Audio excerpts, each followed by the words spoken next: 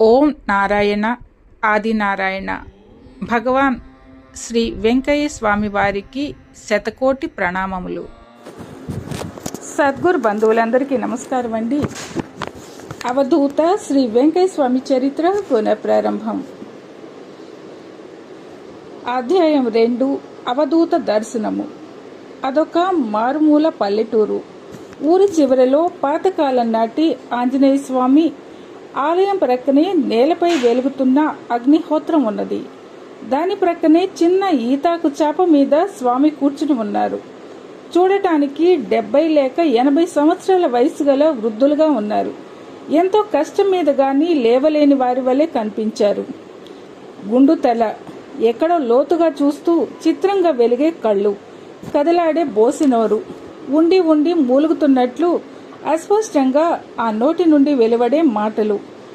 అప్పుడప్పుడు ఆయన తన గుండును మూతిని చేత్తో వ్రాసుకుంటున్నారు. ఎండనక వాననక వెలిగే ధుని సెగకు కాబోలు కాగి కాగి రాగి కాగులాగా తయారైంది ఆయన శరీర ఛాయ. వారి మొలకు ఒక గోచి మాత్రం ఉంది. కొంచెం దూరాన ఒక కుటీరంలో ఒకరిద్దరు సేవకులు పనిచేసుకుంటున్నారు. ఆయన ప్రక్కనే నేలబారుగా చిన్న చక్రాలు గల చెక్కతో చేసిన తోపుడు బండి ఉంది. వారు నీరు త్రాగడానికి కాబోలు ప్రక్కనే తాటి ఆకుతో చేసిన దొన్నె లాంటిది ఒకటి ఉంది.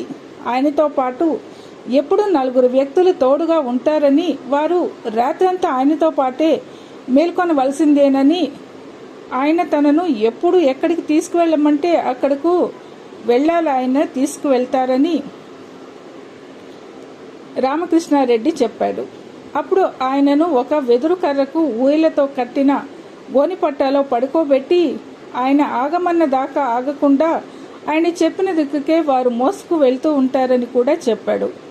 వారెక్కడున్నా ప్రక్కనే అతి దగ్గరలో అగ్ని అలానే వెలుగుతూ ఉంటుందట.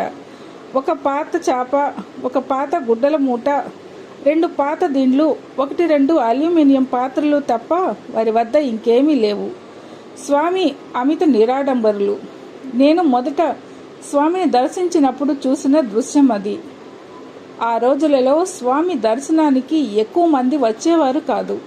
చదువుకున్న వారు అసలే లేరని చెప్పవచ్చు. పశువులు కనిపించలేదని, జబ్బు పడ్డాయని వాటిని గురించి ప్రశ్న చెప్పించుకోవడానికి కొందరు మాత్రం వచ్చిపోతుండేవారు.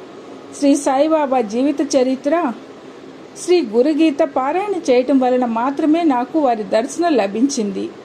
వారి సాన్నిధ్యంలోని పవిత్రత, వారిలోని అవధూత లక్షణాలు చూశాక ఆ ప్రాంతం నుండి నా దగ్గరకు వచ్చే వారందరికీ స్వామిని దర్శించమని చెబుతూ ఉండేవాడిని.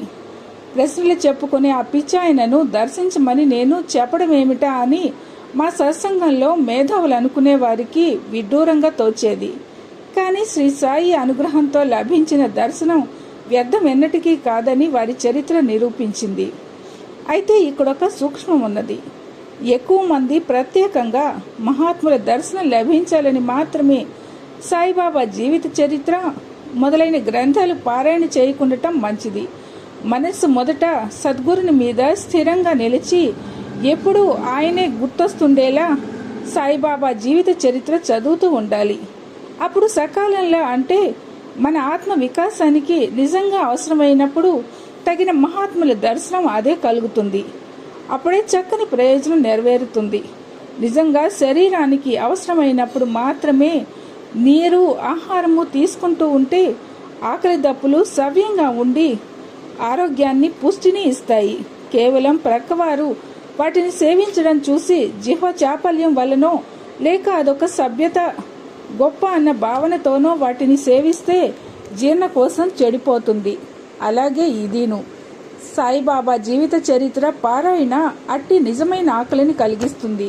అంతేకాదు సరి అయిన ఆధ్యాత్మ పోషణ కూడా ఇస్తుంది. ఆ పారాయణ చేయకుంటే, దానితో పాటు ఇట్టి జాగ్రత్తలు తీసుకోకుంటే అదొక బలహీనతగా మారి సాధువేషం ధరించిన ప్రతి వారిని పిచ్చిగా నమ్మి ప్రక్కదారి పడతాము. జిహ్వ చాపల్యం లోనైతే యుక్త విచక్షణ లేకుండా కనిపించిందల్లా తినగాలనిపిస్తుంది. ఇక అలనాడు అలా అతి నిరాడంబరంగా దర్శనమిచ్చిన ఆ స్వామి రూపం మాటున ఎంత ఆధ్యాత్మిక సంపద దాగి ఉన్నదో కాలాంతరంలో స్పష్టమయ్యింది. మరో ఆడియోతో మళ్ళీ కలుద్దాం.